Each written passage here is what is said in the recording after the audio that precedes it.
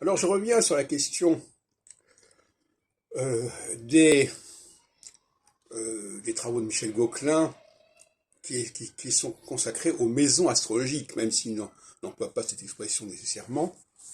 C'est-à-dire qu'il ne tient pas compte véritablement des mouvements des planètes sur l'écliptique, mais au niveau du mouvement diurne et au niveau de la rotation de la Terre. Ce sont deux astrologies complètement différentes, qui d'ailleurs correspondent sur le plan scientifique à deux époques différentes.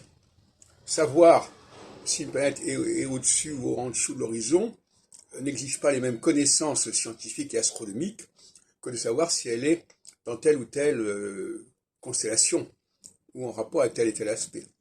Donc ce sont des astrologies complètement différentes qui se sont mélangées syncrétiquement, comme dans bien des cas, de nos jours, dans ce qu'on appelle la carte du ciel, qui combine à la fois les maisons, les signes, les aspects, etc.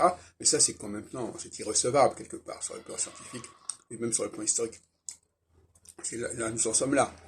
Alors, ce que je voudrais quand même préciser, c'est que dans ce cas-là, si on prend les travaux de Michel Gauquelin, pas seulement, les planètes ne sont pas des prometteurs, mais des significateurs. C'est-à-dire qu'elles ont chacune une signification. C'est pas comme le soleil qui passe à travers les signes et qui lui-même, ici, a un rôle neutre. Ce sont les signes qui vont l'imprégner d'une manière ou d'une autre.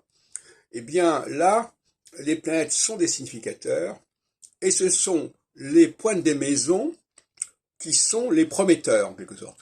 Alors, c'est un système un petit peu inversé par rapport au système où c'est la planète curseur qui est le prometteur et les signes zodiacaux ou les axes équinoxiaux sociaux qui sont les significateurs.